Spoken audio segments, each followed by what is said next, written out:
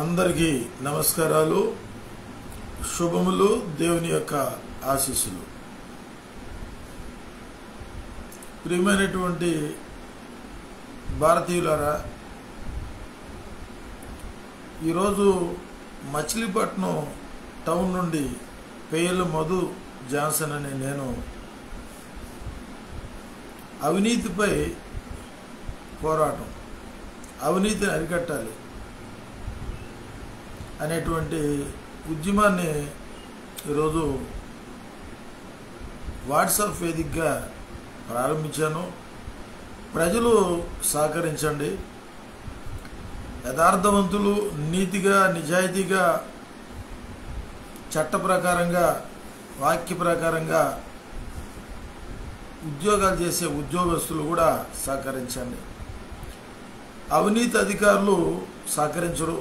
అవినీతి లంచగొండి అధికారులు ఎట్టి పరిస్థితుల్లో సహకరించరు. ప్రభువైన యేసుక్రీస్తు నామంలో వాక్యానుసారంగా, చట్ట ప్రకారంగా, నిస్వార్థంగా ఈ యొక్క ఉద్యమాన్ని నేను ప్రారంభించదలుచుకున్నాను. అందరూ కూడా ప్రార్థన చేయండి. పేదరికం పెరిగిపోతూ ఉంది.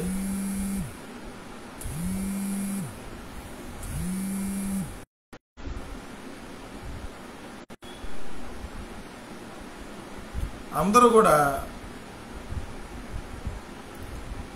ఆకలితో అలమటించిపోతూ ఉన్నారు.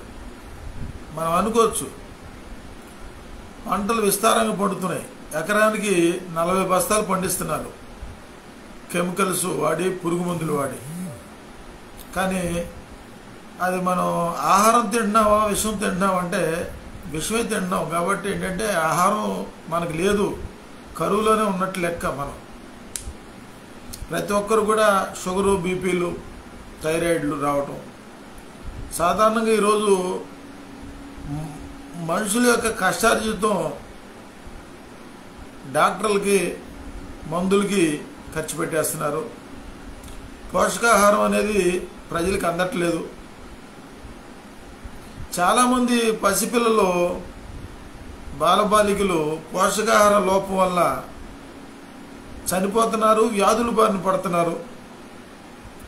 100 ఎకరాలు ఉన్నవాడికి రేషన్ కార్డు ఉంది, 100 ఎకరాలు ఉన్నవాడికి వృద్ధాప్య పెన్షను.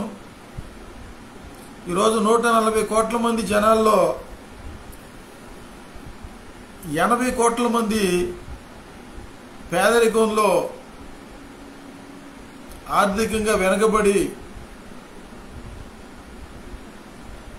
ఉన్నారని చెప్పి సర్వేలు చెబుతూ ఉన్నాయి. మరి ఈరోజు చూస్తే ఆదాయానికి మించిన ఆస్తులు ఒక్కొక్క అధికారి, ఒక ఎంఆర్ఓ, ఒక డిఆర్ఓ, ఒక కలెక్టరు, ఒక ఎస్పీ అందరిని అంటలేదు. అందులో 100కి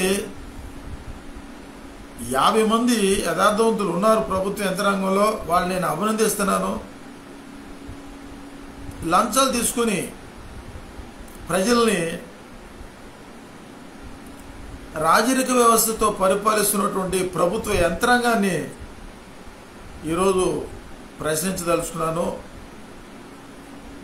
నా స్టేటస్లో భారతీయుడు ఫోటో పెట్టాను. భారతీయుడు సినిమా అందరూ చూడండి.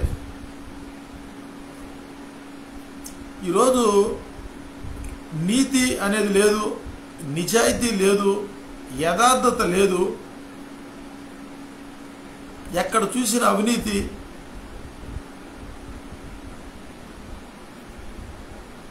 ప్రైవేట్ రంగంలో కూడా అవినీతి, లంచగొండితనం పెరిగిపోయింది. ఈరోజు పార్టీలు కానీ, పార్టీ అధ్యక్షులు కానీ, పార్టీలో ఉన్నటువంటి నాయకులు, కార్యకర్తలు కానీ, ముఖ్యమంత్రులు, ఎమ్మెల్యేలు కానీ, ఎంపీలు కానీ నేను ఏమీ ప్రశ్నించదలుచుకోలేదు. ప్రజలు ఎన్నుకున్నటువంటి పాలకుల్ని గౌరవించాల్సిన బాధ్యత మనందరికీ ఉంది. ఈరోజు చంద్రబాబు నాయుడు గారు ఈ ఆంధ్ర రాష్ట్రాన్ని పరిపాలించడానికి పడుతున్నటువంటి పాటు, ఆ ప్రయాస వర్ణనాతీతం. అప్పుల్లో ఉండిపోయినటువంటి రాష్ట్రాన్ని ఎలా నడిపించాలి, ప్రజల్ని ఎలా పరిపాలించాలి, జీతాలు ఎలా ఇవ్వాలి, కొత్తగా ఉద్యోగాలు ఎలా ఇవ్వాలి, పథకాలు ఎలా అమలుపరచాలి అనే విషయంలో ఎంతో టెన్షన్తో ఉన్నారు. ప్రజలే పాలకులు, ప్రజాస్వామ్యంలో ప్రజలే స్వాములు అంటే రాజులు. కాబట్టి ఈరోజు ప్రభుత్వానికి మనం సహకరించవలసినటువంటి బాధ్యత ప్రజల మీద ఉంది.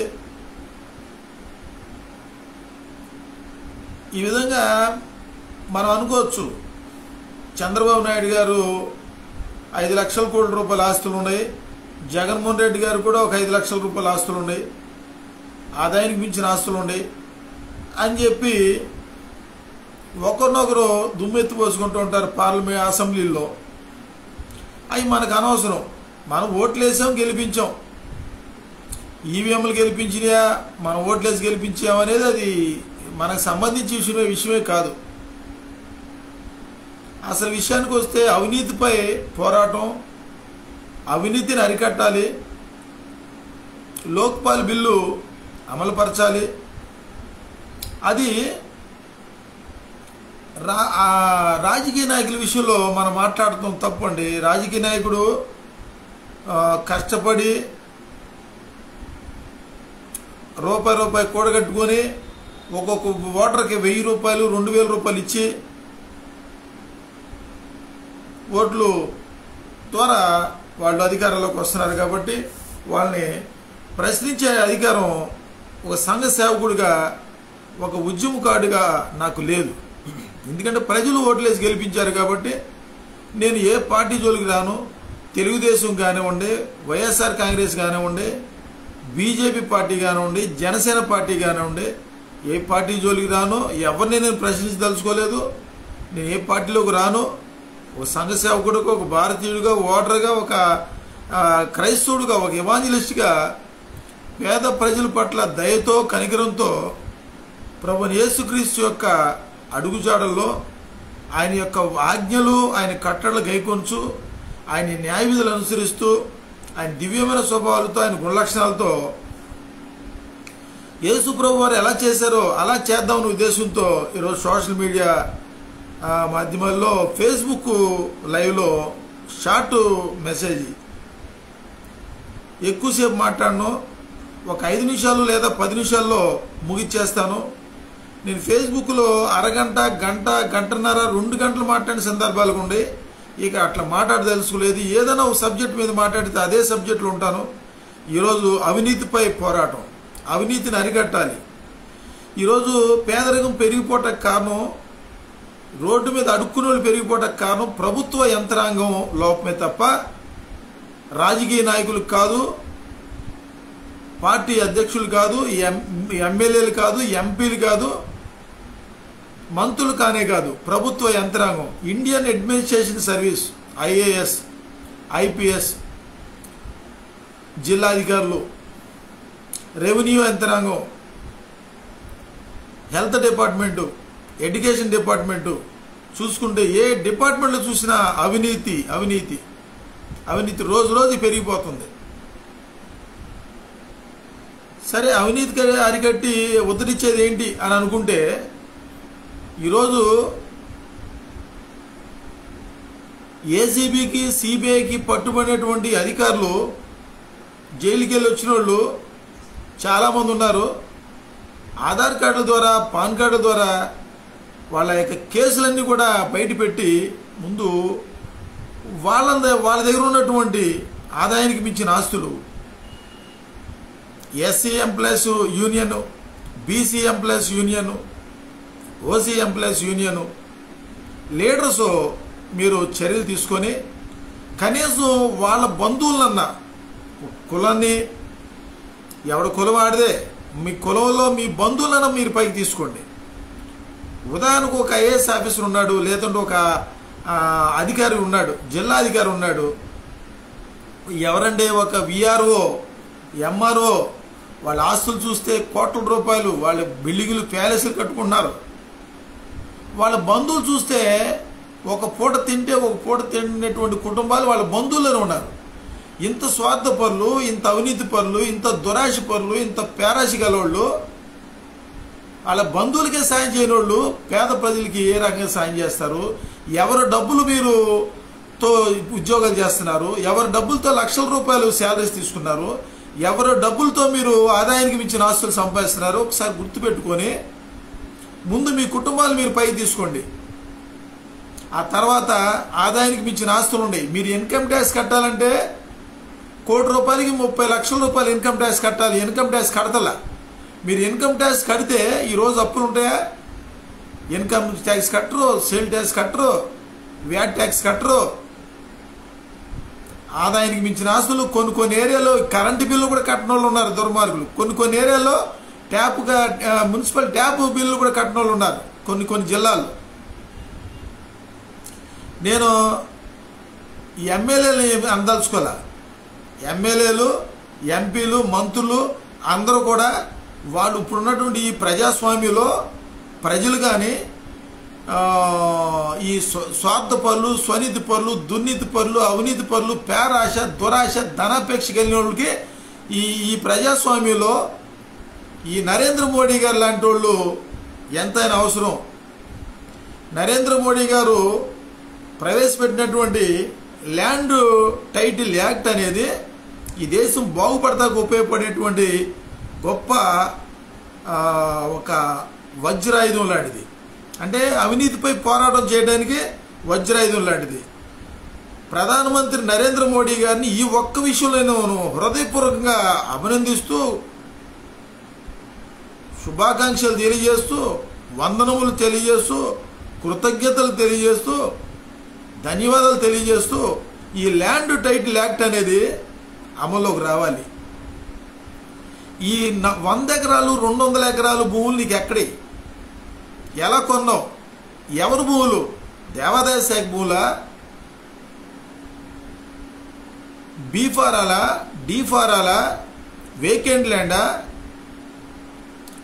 భూ కబ్జాలు చేశారా? ఇంత ల్యాండ్ ఎక్కడదే? మీ తాత ముత్తాతల యొక్క పుట్టుపూర్వతలు తీయండి. మంచి యాక్ట్ అది. కాబట్టి ల్యాండ్ టైటిల్ యాక్ట్తో పాటు ఆర్టీఐ యాక్ట్ పనిచేయాలి.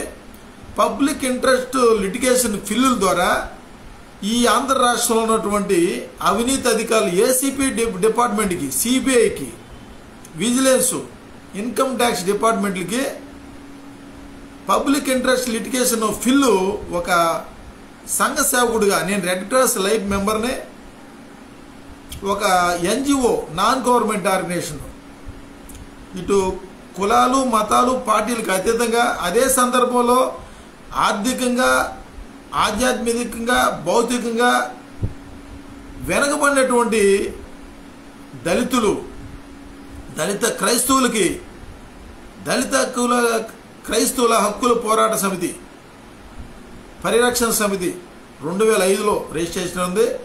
నాకు భారత రాజ్యాంగం ఒక ఎన్జిఓగా, ఒక సంఘ సేవకుడిగా నాకు అధికారం ఇచ్చింది. నిజ నిర్ధారణ కమిటీ వేస్తా, కలెక్టర్ గారి దగ్గర పర్మిషన్ తీసుకుంటా, ఎస్పీ గారి దగ్గర కూడా పర్మిషన్ తీసుకుంటా, స్థానిక ఎమ్మెల్యే గారి దగ్గర కూడా పర్మిషన్ తీసుకుంటా. ఈ ఆదాయానికి మించిన ఆస్తులతో ప్రతి దానికి లంచం. మీరు సినిమాలు చూసి ఆనందిస్తారా? ఠాగూర్ సినిమా చూసి ఆనందిస్తారా? నిజ జీవితంలో చేయలేరా? ఇంతమంది చదువుకున్న వాళ్ళు ఉన్నారు, డబుల్ పీజీ చేసిన వాళ్ళు ఉన్నారు, ఎంఏ పాలిటిక్స్ చేసిన వాళ్ళు ఉన్నారు.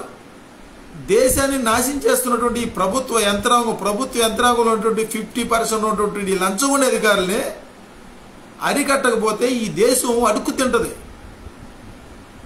ల్యాండ్ మాఫియా, మెడికల్ మాఫియా, సరుకుల మాఫియా, నిత్యావసర సరుకుల మాఫియా.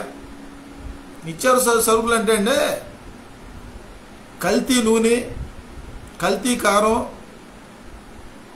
కల్తీ నెయ్యి, కల్తీ తేనె, ఈ రకం చూసుకుంటే కల్తీ పాలు. ఎన్ని పాల కేంద్రాల నుంచి కల్తీ పాలు వస్తే ఎన్నిసార్లు సీల్ చేశారు, మళ్ళీ ఎందుకు పర్మిషన్లు ఇచ్చారు?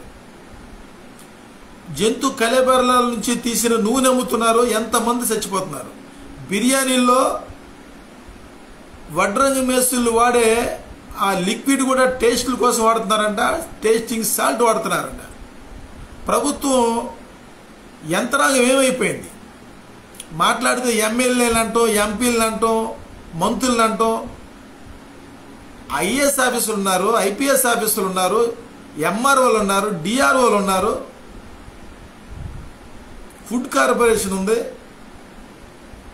ఎన్ని ఆహార భద్రత మండల చట్టాలు ఏమైపోయినాయి? ఈరోజు మనిషి బతకడం కష్టంగా ఉంది. ₹1,00,00,000 ఉన్నోడు కూడా బతకడం కష్టం. ఎందుకంటే ఆడు ₹1,00,00,000 ఉన్నా ఆడు తిన్న ఆహారం విషాహారం.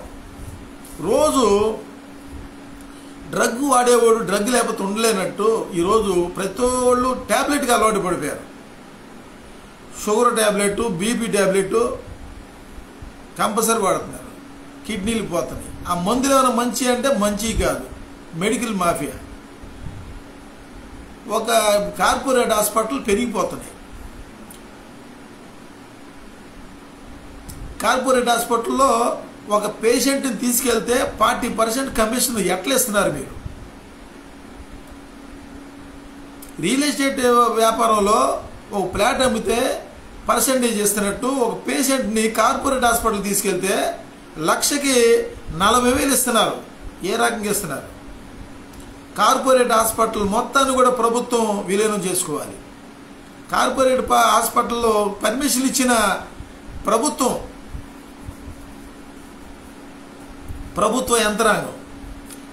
యంత్రాంగం లోపం వల్లే. సిన్సియర్గా ఉంటే ట్రాన్స్ఫర్ చేస్తారన్నారు. ట్రాన్స్ఫర్ చేస్తే సిన్సియర్ ఉన్న అధికారులు నాకు తెలుసు 10% ఉండొచ్చు, 10% ఉండొచ్చు.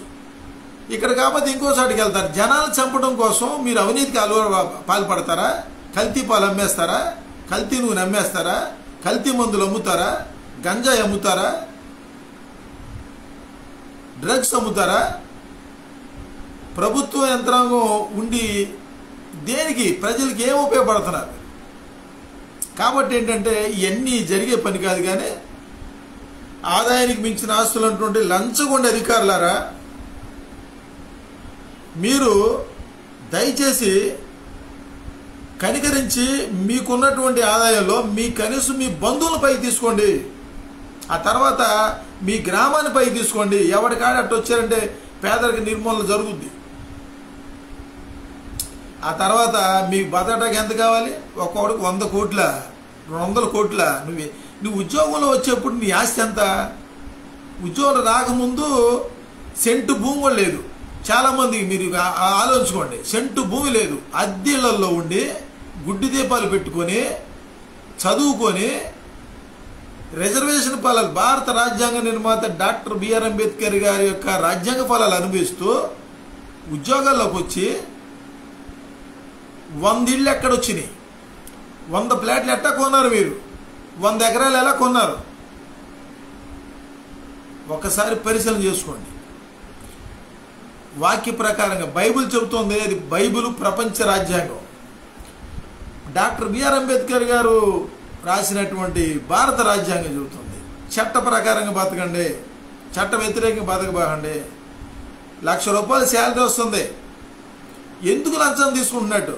₹1,00,000 చాలదా? కూలి పనివాడు చేసుకునేవాడికి ₹700-800 ఇస్తారా? మీరు ఫ్యాన్ గాలి కింద కూర్చొని ఎంత చదువుకుంటే మాత్రం ₹1,00,000 శాలరీ చాలట్లేదా?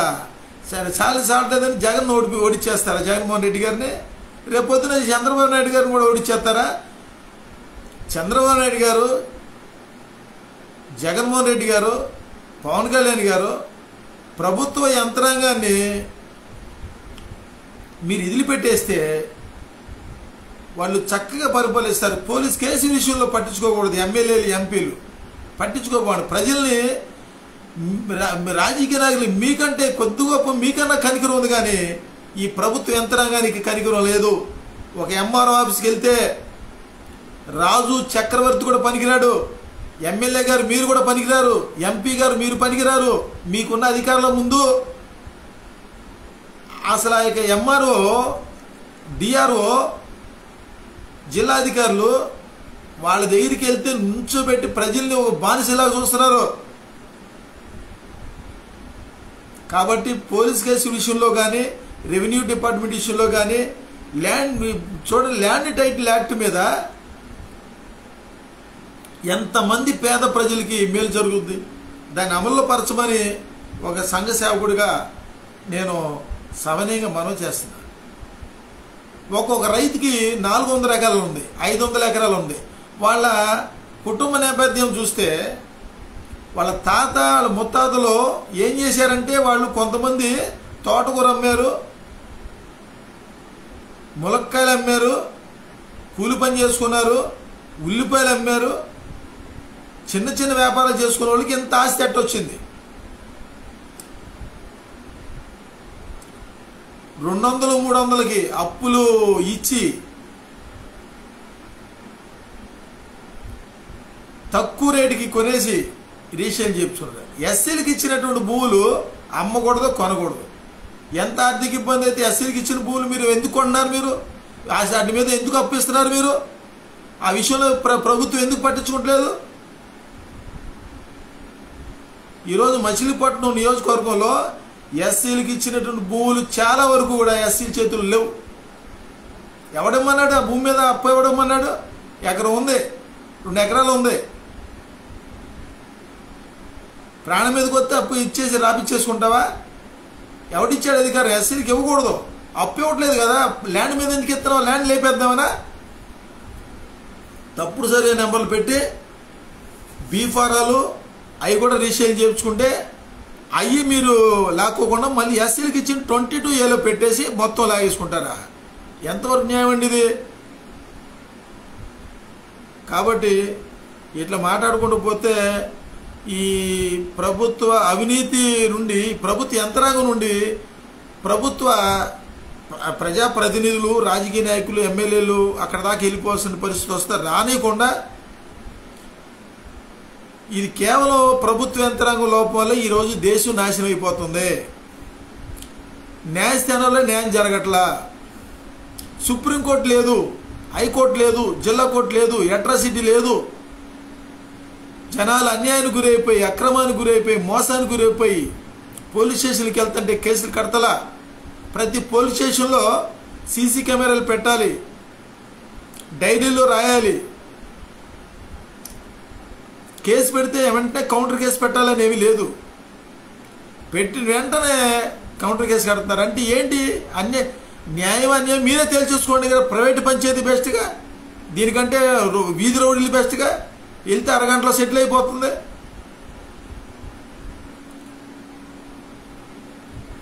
ప్రశ్నించే గొంతుకుల్ని నులిపేస్తున్నారు, నొక్కేస్తున్నారు. కాబట్టి ఎమ్మెల్యేలు, ఎంపీలు, మంత్రులు దయచేసి ప్రజల మీద కనికరం చూపించండి. మీరు ఎట్టాగో మీ 100 ఎకరాలు మీరు ఎట్టాగో పంచరు. మిమ్మల్ని ప్రశ్నించే దమ్ము ధైర్యం భారతదేశంలో ఎవరికి లేదు. సినిమాలో చూసుకుని ఆనందించడం తప్ప భారతీయుడు అని చెప్పి, లేకపోతే ఒకే ఒక్కడని, ఇక ఎన్నెన్నో సినిమాలు ఉన్నాయి, అవి చూసుకుని ఆనందించడం తప్ప నిజ జీవితంలో ఎవడు కూడా లేరు. ఈ ప్రపంచానికి రియల్ హీరో ప్రభు యేసుక్రీస్తు. ఆ తర్వాత ఈ భారతదేశానికి డాక్టర్ బిఆర్ అంబేద్కర్ గారు, తర్వాత గుర్రం జాషువా గారు, కంచె ఐలయ్య గారు, మహానుభావులు చాలామంది ఉన్నారు. సంఘ సంస్కర్తలు, రాజకీయ విశ్లేషకులు, సామాజికవేత్తలు, ప్రముఖులు చాలామంది ఉన్నారు. వాళ్ళు లైవ్లో హీరోలు. సినిమాల్లో చూడటం, వాళ్ళకి డబ్బులు ఇవ్వటం. నిజ జీవితంలోకి వస్తే మొత్తం క్యారెక్టర్ అంతా విలన్ క్యారెక్టర్. అసూయ, స్వార్థం, ధనాపేక్ష, గర్వం, అహంకారం, నాది, నేను, నా భార్య, నా బిడ్డలో ఎవడెట్టపోతే నాకు అనవసరం, ఒక్కడికి నాకు 1000 కోట్లు కావాలి, 2000 కోట్లు కావాలి. ఎంత ఉన్నారంటే ఇంటికి ఒక్కడే. నీకు నీ వెనకాల మొత్తం నీ బంధువులందరూ చూసుకుని పట్టుమని 100 మంది ఉండరు. నీ పిల్లలు తరాలు తరాలు తరగని ఆస్తులు లక్షల కోట్ల రూపాయలు ఏం చేసుకుంటారు మీరు? కనీసం మీ జోలికి మేము రావండి. మిమ్మల్ని అడిగే దమ్ము ధైర్యం మా ఎక్కడ ఉంది? ప్రభుత్వం అవినీతి అధికారుల విషయంలో మాకు సహకరించండి.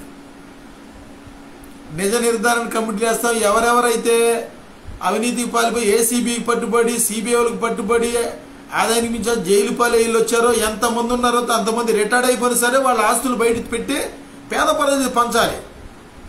ఎస్సీ అధికారి అయితే ఎస్సీ కార్పొరేషన్ నిధులకి, బీసీ అధికారి అయితే బీసీ కార్పొరేషన్ నిధులకి పెట్టాలి. అదే డబ్బుని వాళ్ళు వ్యాపారాలకి కులాంతర వివాహాలు చేసుకుంటున్నారు. వాళ్ళకి 10 లక్షల రూపాయలు ఇస్తే నష్టం ఏంటి?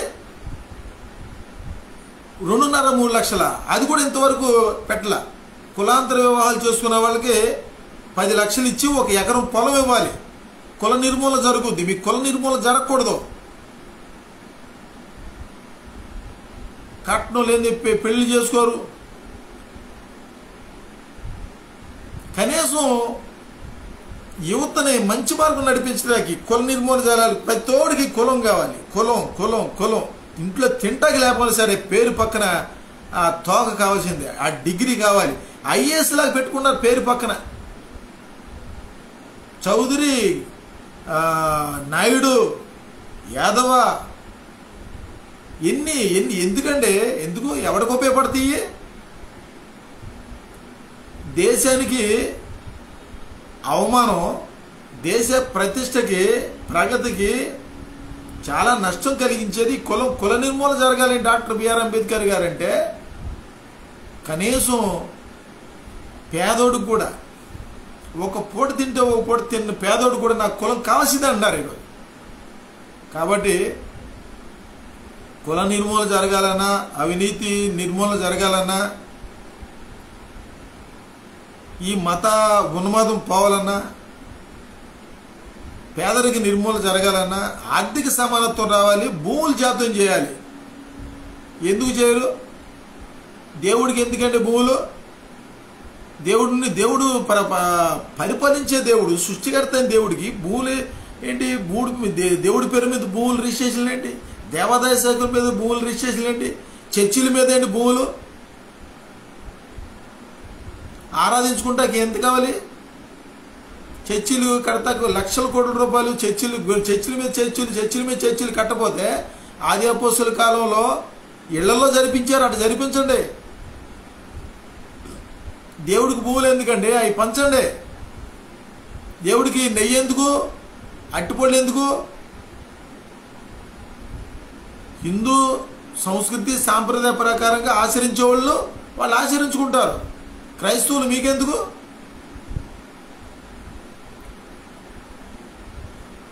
కులాన్ని, మతాన్ని, జాతిని, భాషని, ప్రాంతీయ భేదాలు, విమతములు, అసూయలుతో ఈ దేశం అట్టుడికిపోతుంది, నాశనం అయిపోతుంది.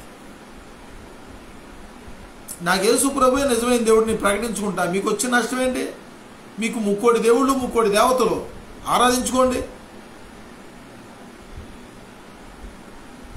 చట్ట వ్యతిరేక ఆహార భద్రతా మండలి చట్ట ప్రకారంగా ఎందుకు అలా వేస్ట్ చేస్తారని అడుగుతున్నాను. నేనే అవమానపరచట్లా. అగ్నిలో నెయ్యి ఎందుకే? హోమాలు పేరిట నెయ్యి ఎందుకు పారబోస్తున్నారు? తాగటానికి పాలు లేవు, పాలు పోసేస్తున్నారు, నెయ్యి పోసేస్తున్నారు. ఎవరిష్టం ఆడదండి. భూమిని దేవుడు మంచిదే. దేవుడే, భూమి దేవుడే, మీకు ఆకాశం దేవుడే, సూర్యుడు దేవుడే, చంద్రుడు దేవుడే, చతుష్పాద జంతువులు మొత్తం దేవుడే, చెట్లు కూడా దేవుడే, అన్నం పరబ్రహ్మము స్వరూపం. ఓకే, ఎందుకు రైతు కష్టపడి పండించిన పంటనే, పాలు, నెయ్యిని ఎందుకు అగ్నిపాలు చేస్తున్నారు అని ఆహార భద్రతా మండలి చట్ట ప్రకారంగా మూఢనమ్మకాల్ని అరికట్టమని చెప్పి అడుగుతున్నా. హిందువులు బంధువులే నాకు, హిందువులందరూ బంధువులే. మా ఇంట్లో మా పెయ్యిల ఇంటి పేరు వాళ్ళు చాలామంది బాడపళ్ళు హిందువుగానే ఉన్నారు. ఇప్పటికి హిందువులుగా ఉన్నారు. నా ఇష్టం. నేను యేసుక్రీస్తు నిజమైన దేవుడు నమ్ముకున్నా, హ్యాపీగా ఉన్నా. ఆహార భద్రతా మండలి చట్ట ప్రకారంగా ఆహారాన్ని పాడు చేయకూడదు. పెళ్ళిళ్ళలో హెచ్చుకి ఒక 10 ఐటమ్స్ 500 రూపాయలు ఖర్చు పెట్టి తింటే ఫుడ్ పాయిజన్ చావరా? ఎక్కడుందండి? నీకు డబ్బులు అయినా ఇష్టమైన పెట్టేస్తావా? అప్పుడే ఉలవచారు, అప్పుడే చేపలు, మాంసం అన్నీ పెట్టేస్తే ప్రజలు ఆకలితో ఉన్నారు, తింటారు, టేస్ట్లు తింటారు. ఫుడ్ పాయిజన్ అవుద్దు, స్లో ఫుడ్ పాయిజన్ తాత్కాలిక బాగుంటుంది. లోన తెలియకుండా సిస్టంలో ఎన్నో మార్పులు వస్తాయని చెప్పి వైద్యులు చెబుతున్నారు. పూర్వకాలం చేపల కూర తింటే అదే రోజు మాంసం కూర తినేవాళ్ళు కాదు. ఇవన్నీ మనం సరి చేసుకోవాలంటే ఈ దొంగలు, మోసగాళ్ళు, అవినీతి పరులు, పేరాశ, దురాశ కలిగినటువంటి అవినీతి అధికారుల డబ్బంతా కూడా బయట పెడితే ఇవన్నీ పనులు చేసుకుంటా మనకు ఉపయోగపడుతుందండి. కాబట్టి ప్రజలు సహకరించండి, రాజకీయ నాయకులు సహకరించండి. డిప్యూటీ సీఎం గౌరవనీయులు పవన్ కళ్యాణ్ గారు ఉచిత వైద్యం, ఉచిత విద్యకి ప్రాధాన్యత ఇస్తా ఉన్నారు. ఈ కార్పొరేటు హాస్పిటల్ మొత్తం కూడా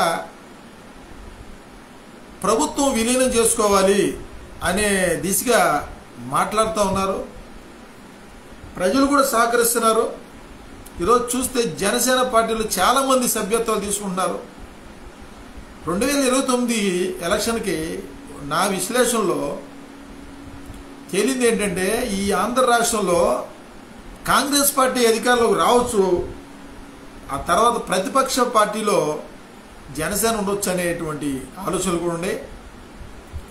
ప్రజలు అంత అమాయకులు కాదు, పిచ్చోళ్ళేం కాదు. చూశారు, తెలుగుదేశం చూశారు, కాంగ్రెస్ చూశారు. మరి వచ్చిన 3 టర్ములలో ఒక 5 సంవత్సరాలు ప్రతిపక్ష నాయకుడిగా ఉన్నటువంటి జగన్మోహన్ రెడ్డి గారు అప్పుడు ఎలా ఉన్నాడు, అధికారంలోకి వచ్చినప్పుడు ఎలా ఉన్నాడు చూసుకుంటే ప్రజలు కూడా విసిగిపోయారు. మనం కొత్త పార్టీని అధికారంలో తెచ్చుకుందాం. ఎన్టీ రామారావు గారు ఆంధ్ర రాష్ట్రాన్ని బాగు చేయడానికి కారకుడు, ఆంధ్రులకి రాజకీయం నేర్పినటువంటి మహానుభావుడు ఎన్టీ రామారావు గారు. అదేవిధంగా ఈరోజు రాజకీయ నాయకుల్లో చూసుకుంటే అవినీతి ఆరోపణలు లేనటువంటి నాయకుడు, కష్టపడి సినిమాల ద్వారా సంపాదించుకున్న డబ్బులతో పేద ప్రజలకు ఎంతోమంది సహాయం చేసినటువంటి నాయకుడు గౌరవనీయులు పవన్ కళ్యాణ్ గారు, డిప్యూటీ సీఎం గారు. ప్రజలు పవన్ కళ్యాణ్ గారి యొక్క వాయిస్ వినడానికి ఇంట్రెస్ట్ చూపిస్తున్నారు. ఆ మాటలో యథార్థత కనపడుతుంది, నీతి కనపడుతుంది. ఏమైనా ఆంధ్ర రాష్ట్రాన్ని ఆదుకోగలడు, ప్రశ్నించగలడు, అవినీతిని అరికట్టగలడు. ఎందుకంటే ఆయనకి అవినీతి ఆరోపణలు లేవు కాబట్టి భయపడాల్సినంత అవసరం లేదు. ఇప్పుడు అవినీతి పరుడు అవినీతిపై పోరాటం చేయలేడు. కాబట్టి పవన్ కళ్యాణ్ గారు ఈ అవినీతి పరుల దగ్గర ఉన్నటువంటి డబ్బంతా కూడా చిరంజీవి గారు ఠాగూర్ సినిమాలో ఏ విధంగా అయితే చేశారో నిజ జీవితంలో రియల్ హీరోగా పవన్ కళ్యాణ్ గారు అవినీతిపై మీరు పోరాటం చేసి ప్రజలను ఆదుకోమని. వీళ్ళ ఆదాయానికి మించిన ఆస్తులు ఉన్నాయండి. ఒక్కొక్క అధికారి దగ్గర 100 కోట్ల రూపాయలు, ఒక్కొక్క అవినీతి అధికారి దగ్గర 50 కోట్లు, 10 కోట్లు. ఏంటి కోట్లు అంటే సాధారణమైన విషయం అండి. ఈరోజు ఒక 2,000 రూపాయలు, 3,000 రూపాయలతో కూడా బతికే కుటుంబాలు ఉన్నాయి, 10,000 రూపాయలతో కూడా బతికే కుటుంబాలు ఉన్నాయి. పేదరికంతో మగ్గిపోతూ ఉన్నారు. ఒక పూట తింటే ఒక పూట తిన్న కుటుంబాలు ఎన్నో ఉన్నాయి. పోషకాహారం అందట్లా.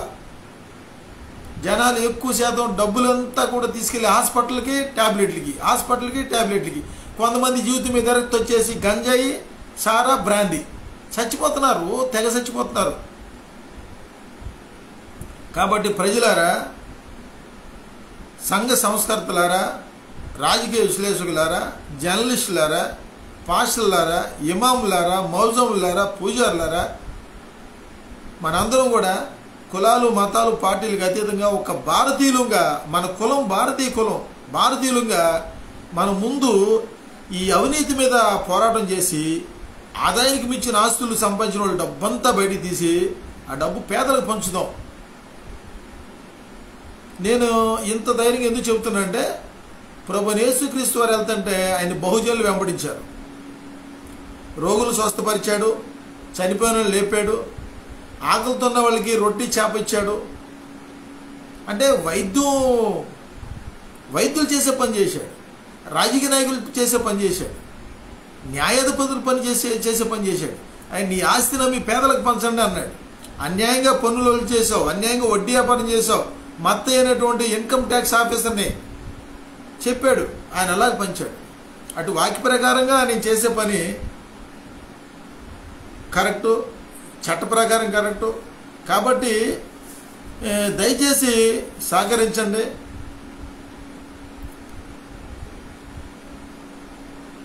నేను, నా భార్య, నా కుటుంబం అనుకుంటే మన దేశం బాగుపడదు, ప్రజలు బాగుపడరు. మరి మన పొరుగువాడు ఆకలితో అలమటించిపోతుంటే మనం ఎలా ఉండగలం?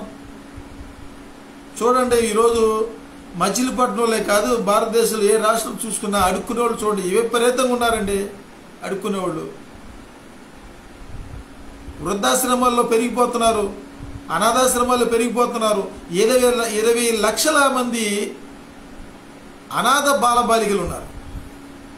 వ్యభిచార కేంద్రాలు పెరిగిపోతున్నాయి, పబ్బులు పెరిగిపోతున్నాయి, క్లబ్బులు పెరిగిపోతున్నాయి, లేడీస్ సపరేటు బార్లు. దేశం ఏమైపోతుంది? పాలకులు, ప్రజలు, సంఘ సంస్కర్తలు, పాస్టర్లు, ఇమాములు, మౌజములు, పూజారులు పట్టించుకోకపోతే ఇటు ఆధ్యాత్మికంగాను భౌతికంగాను ఈ దేశం నాశనం అయిపోతుంది. కాబట్టి ఈ ఫేస్బుక్ లైవ్లో ఇచ్చినటువంటి ఈ వీడియోని అప్లోడ్ చేసి యూట్యూబ్లో పెడతాను, షేర్ చేయండి, సహకరించండి. నాకు ఒక లైక్ పెడతాం కానీ ఒక కామెంట్ పెడతాం కానీ చేయట్లేదు. దయచేసి మీ అభిప్రాయాలు తెలియపరచండి. అడుగు తీసి అడిగాలంటే డబ్బులు 100 రూపాయలు పెట్రోల్ కూడా ఎత్తుకునే పరిస్థితి. నాకు ఈ పట్టణంలో ప్రజలు కానివ్వండి, పాస్టర్లు కానివ్వండి, ఇమాములు కానీ, మౌజములు కానీ, పూజారులు కానీ, లేకపోతే సహోదరులు, స్నేహితులు కానీ, బంధువులు కానీ, రక్త సంబంధులు ఎవరు కూడా సపోర్ట్ చేయరు. ఎందుకంటే ప్రభువైన యేసుక్రీస్తు నామములో చెబుతున్నాను, యేసు ప్రభువుకి ఏ విధంగా అయితే సెంటిమెంట్ లేదో నాకు కూడా లేదు. యేసుక్రీస్తు శిష్యుడిని, మనుషులు పట్టే జాలర్ని, ఇవాంజలిస్ట్ని, సంఘ సంస్కర్తని, క్రైస్తవ సార్వత్రిక సంఘ సంస్కరణ ఉద్యమకారుని. కాబట్టి నాకంటూ ఏమీ లేదు, ఒంటరిగా వచ్చాను ఈ లోకానికి, ఒంటరిగానే ఈ లోకాన్ని విడిచిపెట్టి వెళ్ళిపోతా. వచ్చిన తర్వాత నాకు భార్య, బిడ్డలు, బంధువులు వచ్చారు తప్ప నేను తల్లి గర్భంలో 9 నెలలు ఉండి ఈ లోకానికి పరిచయం చేసిన దేవునికి ఒక్కడికి రుణపడి ఉంటాను. ఆయన చెప్పిన పని చేస్తా. సంతోషమైన, సమాధానమైన, ఆనందమైన అన్నీ ప్రభువైన యేసుక్రీస్తు యొద్దనే పొందుకున్నాను. కాబట్టి ఇంత ధైర్యం. మరణానికి కూడా భయపడాల్సినంత పని లేదు. ఎందుకంటే నా యందు విశ్వాసం ఉంచువాడు ఎన్నడూ మరణించడు, మరణించిన తిరిగి లేస్తాడు. ఇశ్రాయేలు, నువ్వు నా ముద్దు బిడ్డవే, నీ ముదిమి వచ్చే వరకు, నీ తల వెంట్రుకలు నేరే వరకు నిన్ను ఎత్తుకొని వాడినే, చంక పెట్టుకొని వాడినే అన్నాడు. తండ్రి ఆయనే, తల్లి ఆయనే, అన్న ఆయనే, బిడ్డ ఆయనే, మొత్తం ఆయనే. కాబట్టి నిస్వార్థంగా చెప్తున్నా, నాకు వెనక ముందు ఆస్తులేవులు, నాకు కలిగింది కూడా నాకు కాకుండా నా కుటుంబీకులే, నా బంధువులే నాకు చేశారు. ఉట్టి చేతులతో వచ్చాను ఈ లోకానికి, ఉట్టి చేతులతో వెళ్ళిపోతా. కానీ ఉచితంగా నాకు రక్షణ ఇచ్చిన దేవుడు ఉచితంగానే వాక్యం పంచిపెడతా, ఉచితంగానే న్యాయం చేస్తా, ఉచితంగానే మేలు చేస్తా, ఉచితంగానే అవినీతిపై పోరాటం చేస్తా. నాకు తినడానికి నా పెట్రోల్కి మాత్రమే తీసుకొని, కూలి తీసుకొని నేను సంఘ సేవ చేస్తా, సమాజ సేవ చేస్తా, ప్రజా సేవ చేస్తా, స్వార్థ పరిచయం చేస్తానని చెప్పి ప్రభువైన యేసుక్రీస్తు నామములో ధైర్యంగా, సంతోషంగా తెలియజేస్తున్నాను. మిత్రులారా, సహకరించండి, దయచేసి సహకరించండి. అవినీతిపై పోరాటం చేద్దాం, పబ్లిక్ ఇంట్రెస్ట్ లిటిగేషన్ ఫిల్ చేద్దాం. ఎంతమంది అధికారులు ఏసీబీకి దొరికిన వాళ్ళు సిబిఐ దొరికిన వాళ్ళు సిగ్గు లేకుండా, ఏమాత్రం భయం లేకుండా డాక్టర్ బిఆర్ అంబేద్కర్ గారి యొక్క రాజ్యాంగ ఫలాలు అనుభవిస్తూ కనీసం వాళ్ళ సొంత కుటుంబం ఇంటి పేరు గలవాడు, వాడి ఇంటిలో అన్నను పట్టించుకోడు, తమ్మును పట్టించుకోడు, వాళ్ళ పేరు మీద బెనామీలు కాకుండా మళ్ళీ దొంగల పేరు మీద బెనామీలు పెట్టుకున్నటువంటి రాజకీయ నాయకులు, అధికారులు ఉన్నారు.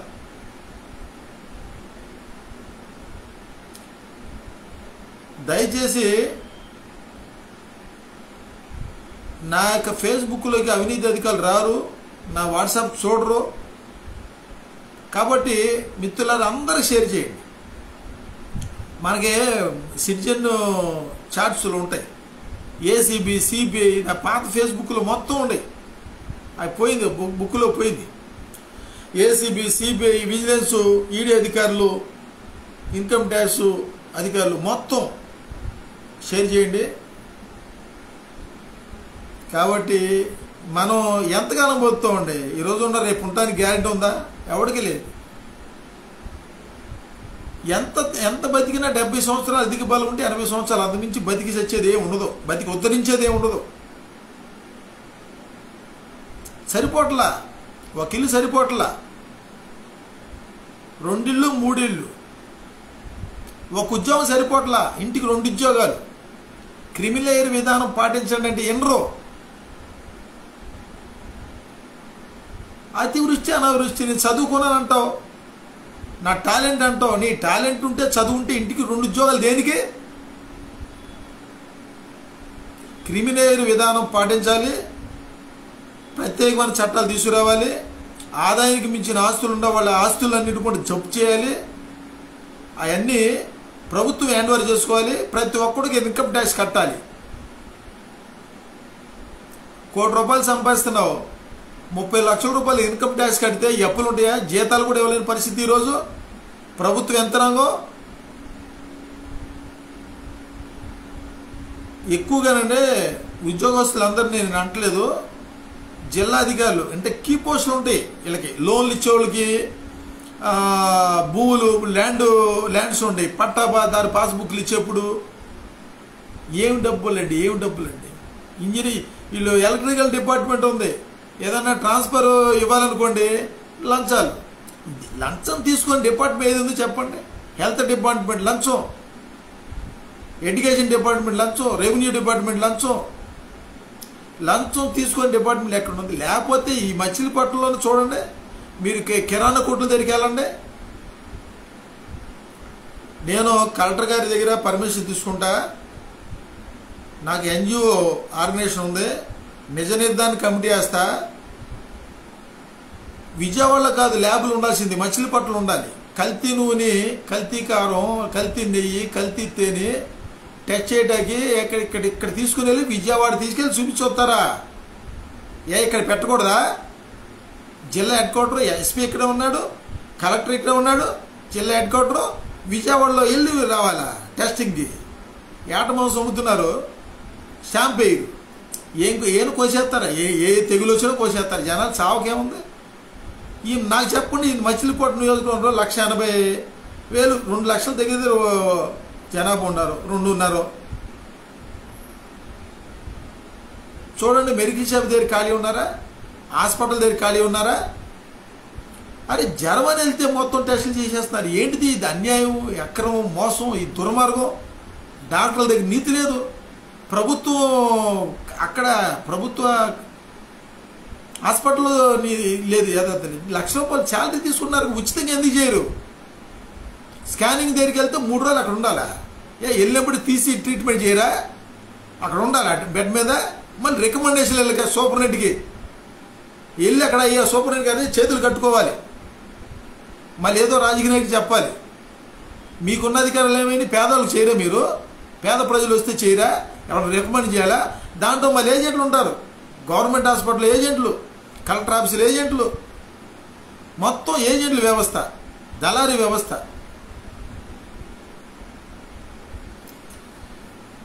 కాబట్టి దయచేసి సహకరించండి మిత్రులారా. ఉద్యోగస్తులు నా మీద పగబెట్టుకున్నారు. మీకు మేలు కోరే మాట్లాడతా. ఉద్యోగస్తులు యూనియన్ వాళ్ళు నీకు పని పాటు లేక రియల్ ఎస్టేట్ పెట్టుకున్నావు, రియల్ ఎస్టేట్ చేస్తున్నావు, ఏదైనా చేసుకోవచ్చు కదా. నువ్వేమో ఫ్యాన్ గాలి కింద ఉదయం 11:30-10కి వెళ్తావు, ఫ్యాన్ గాలి గుర్తు సంతకం పెట్టేసి మరి 1 గంటకు వచ్చి నిద్రపోయి 5కి వెళ్తావు. వెళ్ళేవాళ్ళు ఉన్నారు, అందరూ అట్లా వెళ్తే నీకు ₹1,00,000 శాలరీ. ఒక ఫ్లాటు బండి పెట్రోల్ కూర్చుని ఎర్రటగ్గులో వెళ్ళి చూపించి ఆ డాక్యుమెంటేషన్ తీసుకెళ్ళి ఆ రిజిస్టర్ ఆఫీస్ తీసుకెళ్ళి ఈసీలు తీసుకొని ఇంత కష్టపడితే కమిషన్ తీసుకుంటూ తప్ప, లంచం తీసుకుంటూ తప్పు కాదు. నా దగ్గర ఒక్క ఫ్లాట్ కొంట్లా ఈ ఎంప్లాయీస్ కానీ ఈ పాస్టర్లు కానీ పగ పెట్టుకున్నారు నా మీద. పెట్టుకొని ఏం పర్లా, నాకేమి లేపని, మీరు కొనపోయిన పర్లా, ఆకాశ పక్షులు పోషించే దేవుడు నన్ను పోషిస్తాడు, అడుక్కున్నా తప్పేం కాదు. అవినీతికి పాల్పడినాను. ఇదే మచిలీపట్నంలో ₹100, ₹50, ₹200, ₹500, ₹1000, ₹5000 కూడా తీసుకున్నాను. నాకు దేవుడు ఏదో రోజు ఇస్తాడు, అన్నీ ఇచ్చేస్తా. కాబట్టి పాస్టర్లో కనికరి లేదు. పాస్టర్లు చంపేస్తూ ఉంటారు, ఉద్యోగస్తులు చంపేస్తూ ఉంటారు, ఆర్ఎస్ఎస్ వాళ్ళు చంపేస్తూ ఉంటారు, బీజేపీ వాళ్ళు చంపేస్తూ ఉంటారు. ఏం చేస్తున్నారని పోలీసులతో మాట్లాడి బట్టలు తీసుకొట్టి ఇచ్చేస్తా అంటారు. ఇక్కడ నాయకులు కొంతమంది మనస్సాక్షి లేదండి, మీకు మనస్సాక్షి లేదు, కనికరం లేదు. ప్రజలు రక్తం తాగుతున్నారు, మీరు రాక్షసులాగా రక్తం తాగుతున్నారు. క్రిమినల్ విధానం పాటించాలి, ఇంటికి ఒక ఉద్యోగం, అది న్యాయం. రాజ్యాంగ ఫలాలు అనుభవిస్తా. మీరు మీ వెనకాల ఉన్న మీ కనీసం దళితులు అన్నారుగా, అణగారిన వాళ్ళు అన్నారు, ఊరి చివర పెట్టారని చెప్పి సభల్లో చెబుతా సిగ్గులేదా మీకు? ఎంతమంది చదువుకోవటానికి డబ్బులు లేవు, ఫీజులు కడతానికి డబ్బులు లేవు, ఉద్యోగాలు లేవు. కోచింగ్ సెంటర్లు పెట్టవచ్చుగా, మీరు వ్యాపారాలు పెట్టచ్చు కదా. ఊరికే కంటి తుడుపుగా మొక్కుబడిగా పెట్టడం, పేపర్లు పెద్ద పెద్ద అక్షరాలు వేపించేసుకుంటాం. సభల మీద స్టేజీ ఎక్కడ పడిపోద్దో ఊగిపోతారు, పూర్వహోచేలా ఊగిపోతారు. చరిత్ర కానీ మేధావి వల్ల ఉపయోగం లేదు. మనసు ఉండాలండి, హృదయం ఉండాలండి, మానవత్వం ఉండాలండి, ప్రేమ ఉండాలండి. అటు యేసుక్రీస్తు వ్యక్తిత్వం సావదు మీకు, ఉండదు. అంబేద్కర్ గారు బోధించు సమీకరించి పోరాడంటే బోధించేది లేదు, సమీకరించేది, పోరాడలేదు.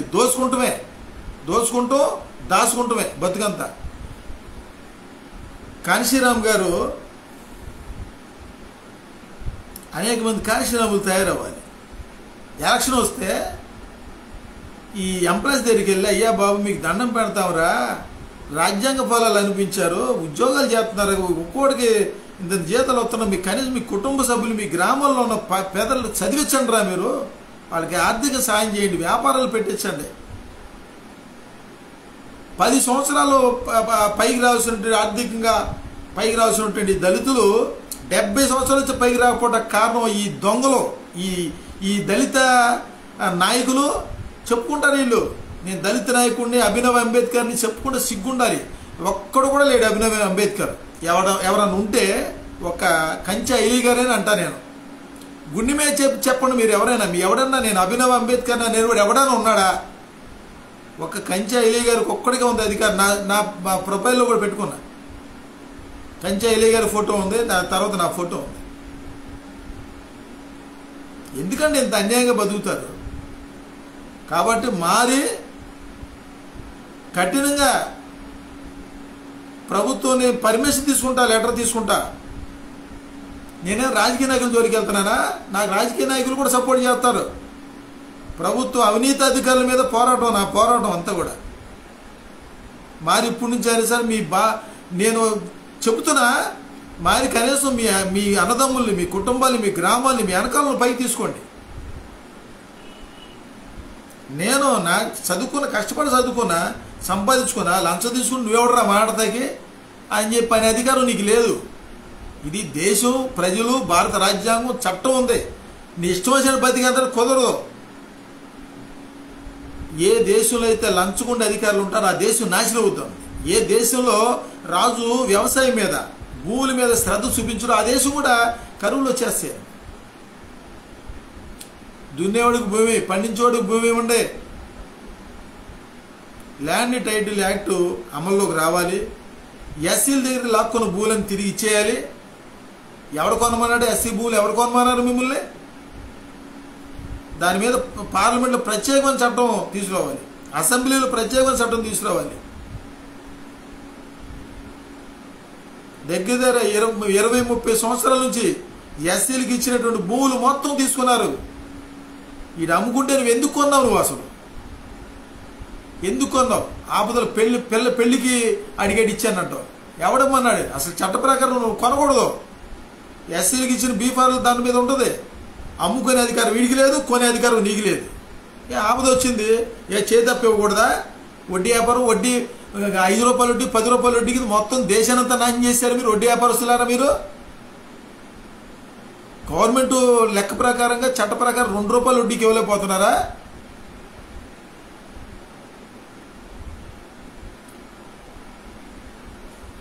దయచేసి చెబుతున్నా, అవినీతిపై పోరాటం చేద్దాం. సహకరించండి, దయచేసి సహకరించండి. మరి ముఖ్యంగా 140 కోట్ల మందిలో 30 కోట్ల మంది దళితులు ఉన్నారు. ఈ దళితులకి ఐక్యత లేదు. ఒకడంటే ఒకడు పడదు. మాలమహానాడు 100 ఉండే, మాది దండలో 10 ఉండే, అంబేద్కర్ యువజన సంఘాలు ఉండే. అందరూ కూడా ముందు ఒక వేదిక మీద రండి, ఓ జేఏసీగా ఏర్పడండి. డబ్బు పెరిగే కొద్దిగా శత్రువులు పెరుగుతారు ఉంది. శత్రువులు పెరగకుండా చూసుకోండి. నా డబ్బు నా ఇష్టం, నా ఉద్యోగం అంటే ఎవరయ్యా? ఎవడిచ్చాడే నీకు అధికారం? నీ పక్కోడు బతకూడదా? నువ్వు ఎంత చదువుకుంటే మాత్రం, ఎంత ఉద్యోగం సంపాదించే మాత్రం కార్డుకి లంచమేనా? ఏదైనా పట్టదార పసుపుకి లంచమేనా? ఏదన్నా అమ్ముకున్నాడు అనుకోండి, కల్తీ నూనె అమ్ముతాడు, ఆడికి అదే లంచం తీసుకుంటూ అమ్మేసుకుంటావు. పాల కేంద్రాలు ఎన్ని ఉన్నాయి? మిల్లులు స్టోర్ బియ్యం తీసుకెళ్ళి పాలిష్ పెట్టి అమ్మేసిన మిల్లులు అని ఉన్నాయి. మొత్తం కూడా ఎజెండా తయారు చేస్తాం అవినీతిపై పోరాటం. ఉద్యోగస్తులారా, వ్యాపారస్తులారా, కార్మికులారా, సిపిఎం, సిపిఐ, బిఎస్పి పార్టీ, ఉద్యమ పార్టీలు అందరూ కూడా సహకరించండి. తెలుగుదేశం కానీ వైసీపీ కానీ జనసేన సహకరించండి. అవి ఉద్యమ పార్టీలు కాదు. ఉద్యమ పార్టీలు, విద్యార్థి సంఘాలు సహకరించండి, దయచేసి సహకరించండి.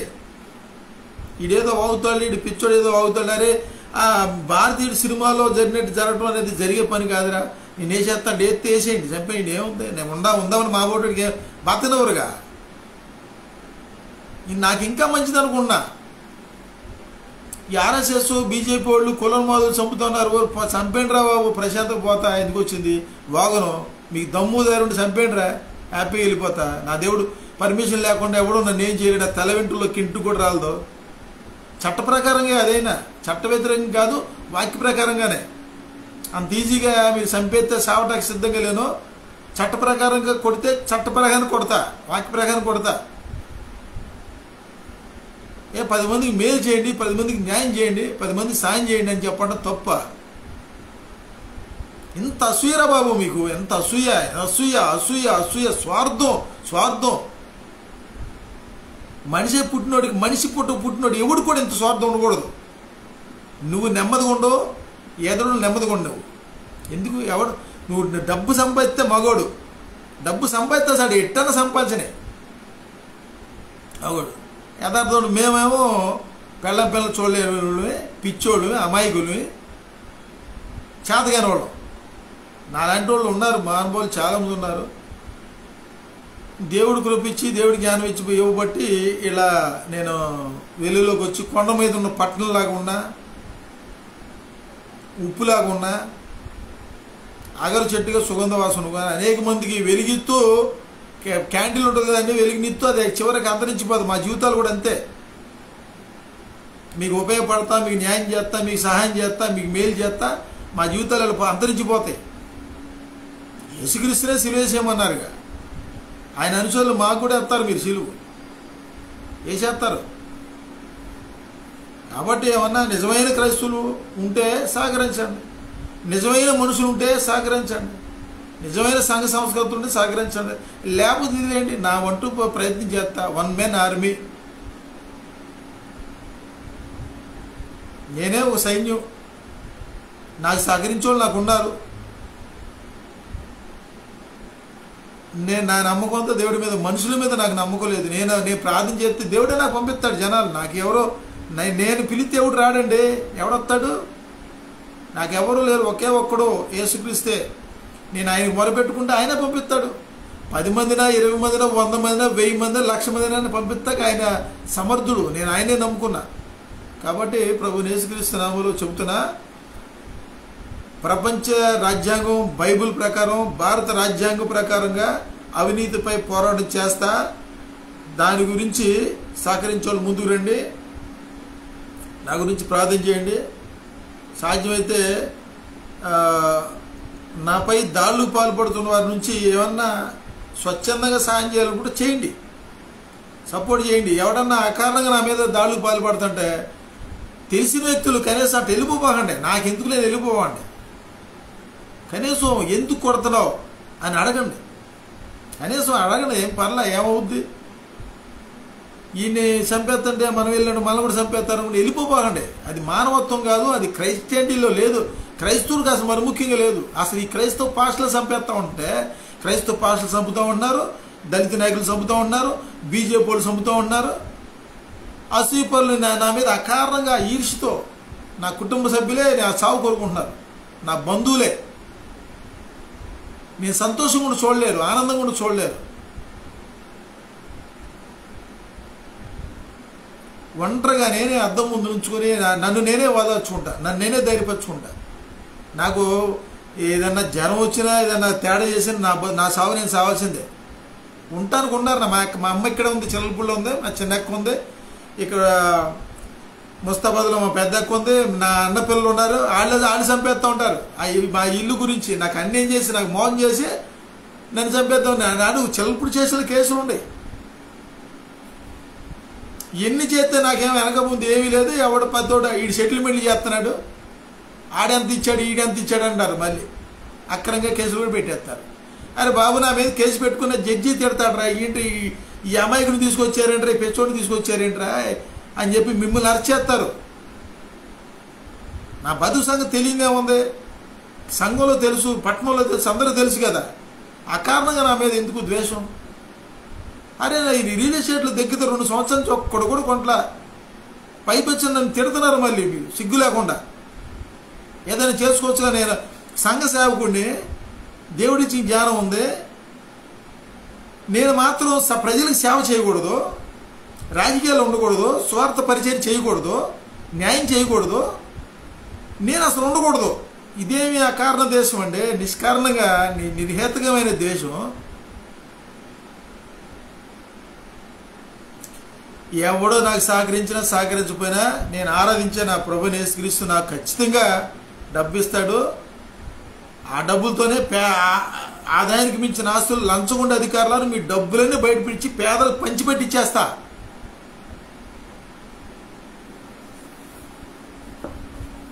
కనికరం లేదు, కొద్ది కూడా కనికరం లేదు. మొన్న నేను పెట్టాను, నేను నా ధనం నేనే చేసుకుంటాను రా బాబు, నా జ్ఞాపకార్థం నేనే చేసుకుంటానంటే ఒక్కడు ఫోన్ చేసిన వాడు లేడు.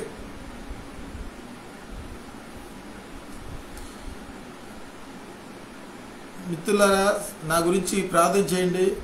నాకు సహకరించే వాళ్ళు ఎవరుంటే సహకరించండి. లేదంటే కనీసం ఇష్టం లేదనుకుంటే నన్ను గాయపరచబాండి, నన్ను బాధ పెట్టబాండి. నేను దేవుడు నాకు అప్పగించిన పని ఏదో నేను చేస్తా. స్వార్థ చేయొద్దని అనబాగండి, రాజకీయాలు ఉండొద్దని అనబాండి. నేను రాజకీయాల్లో ఎమ్మెల్యే పోటీ చేస్తానా, లేకపోతే ఏదైనా పార్టీలు ఉన్నారా? తెలుగుదేశంలో ఉండిచ్చారా, లేకపోతే బీఎస్పీలో ఉండిచ్చారా, కాంగ్రెస్లో ఉండిచ్చారా? దేంట్లో ఉండిస్తారు? రాను ఉండను, మీకేమి ఇబ్బంది లేదు, నా వల్ల మీకు వచ్చిన నష్టం లేదు. నేను నుంచుంటే నీ ఎమ్మెల్యే నుంచుంటే గెలిచేస్తే మీకేమైనా నష్టం అవుతుంది? ఎవడేస్తాడండి నాకు? ఎవడేస్తాడు? ఇంతమంది శత్రులు ఉంటే నాకు ఎవడ నేస్తారా? చెబుతారంతే, భాషలు చెబుతారు. ఎవడేయుడు దొంగనే బందిపోడు దొంగ బరబ్బాని వదిలేసేయండి. పండగ రోజు, పస్కా పండుగ రోజు యేసుక్రీస్తుని సిలువేసేయండి. ఎందుకంటే కారణం లేదు, అది మేమంతే, మేమందరం అన్నా ఉంటే అట్లా జరగాల్సిందే. అట్టగంటారు వీరు. నేను రాజకీయాలు రావడం మీకు ఇష్టం లేదు, స్వార్థ పరిచయం చేయడం ఇష్టం లేదు, నేను పట్టణంలో ఉండటం ఇష్టం లేదు. ప్రశ్నించండి కదా, ప్రశ్నించకూడదు. మీరు ఏం చేసినా ప్రశ్నించకూడదు. అన్యాయాలు చేయొచ్చు, అక్రమాలు చేయొచ్చు, మోసాలు చేయొచ్చు, దోసుకోవచ్చు, దాచుకోవచ్చు, అసూయతో బతకొచ్చు, ఇష్టం వచ్చిన బతికేయచ్చు, మాట్లాడకూడదు. దయచేసి బ్రతికినాడు అడుగుతున్నా, ఈ పట్టణంలో దళిత నాయకులారా నాకు కొద్దిగా సపోర్ట్ చేయండి, బీసీ నాయకులారా సపోర్ట్ చేయండి. నాకేం అవసరం లేదు, నేను పనిచేసినందుకు కూలే తీసుకుంటా. నేను కూలి మాత్రం తీసుకున్నా, నా పెట్రోల్ డబ్బులు నాకు తినడానికి మాత్రం తీసుకుంటా. యథార్థం చెబుతున్నా, నాకు అవసరం ఏమీ లేకుండానే సెటిల్మెంట్ చేస్తున్నాడు. ఎవరు అన్నాడు మహానుభావుడు. నానిగారు ఎంత ఇచ్చారు, రవీంద్ర గారు ఎంత ఇచ్చారు, పార్టీలో చేరినప్పుడు ఎంత ఇచ్చారు? నువ్వు మాట్లాడుతున్నావుగా, మొన్న కాంగ్రెస్ వైఎస్ఆర్సీపీకే ఏమైనా అంటున్నావు కదా, పేరుని కిట్టుగా ఏమన్నావు, జగన్మోహన్ రెడ్డి గారు సీఎం అని అన్నావు. వాళ్ళు ఎంత ఇచ్చారంటే నేనంటే పడదాళ్ళకే.